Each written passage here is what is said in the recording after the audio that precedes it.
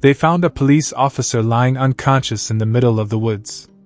What two little girls and their dog did next shocked the entire police force and changed a life forever. It was supposed to be a normal Saturday. 10-year-old twins, Lily and Lucy, were playing in their backyard with their golden retriever, Max. They lived in a quiet neighborhood near the edge of the forest. Their parents had always told them not to go too deep into the woods, but that day, something felt different. The girls were chasing Max as he ran after a squirrel, barking excitedly. They giggled, their voices echoing between the trees. But suddenly, Max stopped dead in his tracks. His ears perked up. He sniffed the air, then bolted into the thicker part of the forest. "Max! Come back!" Lucy shouted. But Max didn't listen. The twins looked at each other. Their curiosity kicked in. So, they held hands and followed their dog deeper into the woods, not knowing their lives were about to change. They ran through leaves, ducked under branches, and after a few minutes, they saw him. A man in uniform. A police officer. Lying still on the forest floor. Blood on his shirt. His radio broken beside him. "Is he dead?" Lily whispered. They were frozen. But Max walked right up to the officer and licked his face. That's when they saw it. His hand moved. He was alive.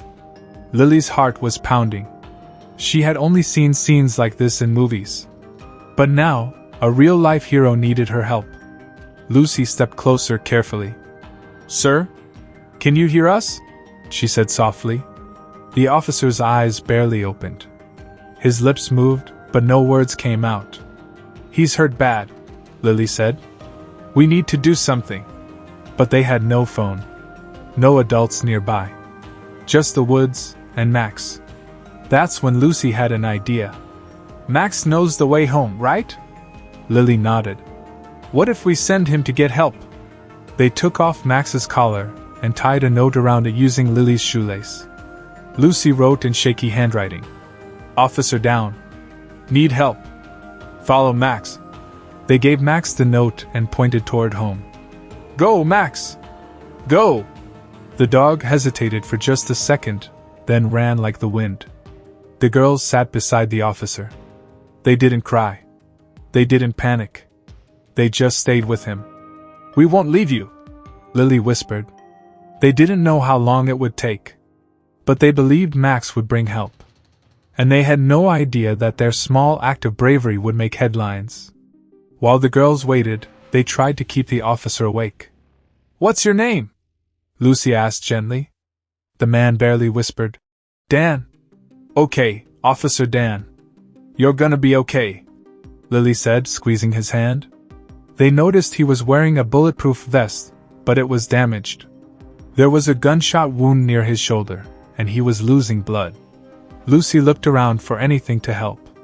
She tore off her sweater and pressed it against the wound, just like she had seen her mom do when Lily scraped her knee last year. "Hold it tight," Lucy told her sister. The officer moaned in pain but didn't speak. Lily remembered her mom's first aid book. "Keep pressure on it," she muttered. "Don't let him fall asleep." They began talking to him, telling him stories. About Max. About their school. About the time Lucy fell into a pond chasing a frog. They didn't know if he was listening. But they kept talking anyway. Minutes passed like hours. Back at home, Max burst through the door and barked like crazy. Their mother knew something was wrong immediately. She grabbed the note, read it, and called 911. Emergency services were dispatched in seconds. As soon as the call came in, multiple units were sent into the woods. Helicopters. Drones. K-9 units. The dispatcher's voice trembled as she relayed the message. "Officer down. Young girls with him.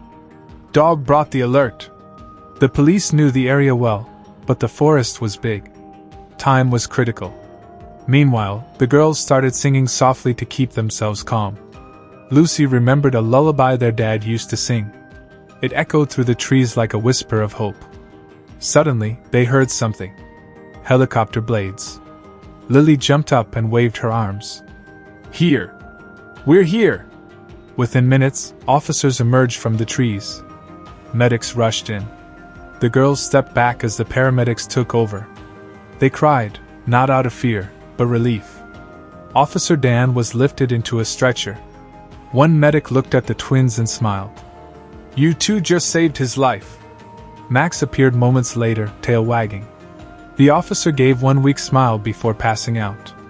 The girls were taken home, wrapped in blankets, surrounded by heroes. But everyone knew the real heroes were Lily, Lucy, and their dog Max. The next morning, something unusual happened. A police cruiser pulled up to the girls' house. Then another. And another. Soon, half the department was outside. The twins peeked through the curtains. "Are we in trouble?" Lily asked. Their mom laughed. "No, honey. They're here to say thank you." When the girls stepped outside, they were met with applause. Officer Dan was alive. Recovering. And the story had already spread through the department like wildfire. A captain stepped forward. "Lily, Lucy, and Max, you acted with more courage than some adults ever do. You saved one of our own. For that, we are forever grateful." He handed them medals. Real ones. "Honorary Junior Officers," they read. The girls' eyes lit up. Max barked proudly. Reporters were outside. Cameras flashing. But the girls just stood there, holding hands, smiling shyly. That night, their faces were on the news. But they didn't care about fame. They just cared that Officer Dan was going to be okay. A few days later, their mom got a call. Officer Dan wanted to visit. When he arrived, he was in a sling but smiling wide. He brought flowers, toys for Max, and a box of chocolates for the girls. "I owe you my life," he said. Then he told them what happened. He had been chasing a suspect, someone dangerous. The man had escaped into the woods after a robbery. Officer Dan followed, but he was ambushed. Shot. Left for dead. His radio was smashed. His phone broken. If Max hadn't found him, he wouldn't have survived the night. The girls listened in awe. "You didn't just help me," he said. "You helped catch a criminal. He was found near the area, hiding. Because of your note, we knew where to look." Lily gasped. "We helped catch a bad guy." "You sure did." And just like that, two little girls, and their dog, became part of something bigger. A week later, the mayor held a ceremony in the park. Hundreds showed up. Balloons. Music. Even the local news. The mayor stood at the podium and said, "In the face of fear, these girls showed bravery. In the face of danger, they showed heart. And in the face of uncertainty, they saved a life." Everyone clapped. Lily, Lucy, and Max were given certificates, medals, and a lifetime supply of dog treats for Max. Max wagged his tail proudly as if he understood. They were even invited to ride in the 4th of July parade. Sitting on top of a fire truck waving to crowds, with Max by their side. It was surreal. But the girls stayed humble. Later that night, Lucy whispered, "We're just kids." Lily nodded. "But we did something big." And they would never forget it. The story of the twins and Max spread across the country. Schools used it as a lesson in bravery. Parents used it as bedtime stories. One teacher even said, "Courage doesn't come from size. It comes from heart." People wrote letters, sent gifts, drew pictures of Max with a cape like a superhero. But through all of it, the girls stayed the same. They still played in the backyard. Still giggled at silly jokes. But now, they believed in themselves a little more. They learned that being small doesn't mean being helpless. That thinking fast, acting with kindness, and believing in your instincts can truly change lives. And that heroes come in all shapes and sizes, even if they're just 10 years old, or covered in fur. Officer Dan kept visiting. He became part of their lives. Showed them how to use a walkie-talkie. Let them sit in a patrol car. Told them real stories from his job. One day, he said, "I want you both to remember something. What you did, not everyone would have done. You were brave. And you made me believe in people again. The girls smiled. Then he handed them each a small badge. Just a reminder that you're part of our team now. Forever.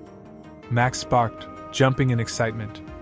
From that day on, every time they passed the police car, the girls would wave. And sometimes, the officers would wave back and say, "Hey, it's our heroes!" The forest didn't seem so scary anymore. The girls would sometimes walk with Max along the edge, pointing to where it all happened. "That's where Max found him," Lucy would say. "That's where we waited," Lily added. And Max would bark, as if remembering too. Life went back to normal. But it was a new kind of normal. One where courage wasn't just in books. It lived in their hearts. They didn't need capes or superpowers. They just needed each other. And a dog named Max. Because sometimes, the biggest heroes are the ones who don't even know they're being brave. Until they are. And the world never forgets.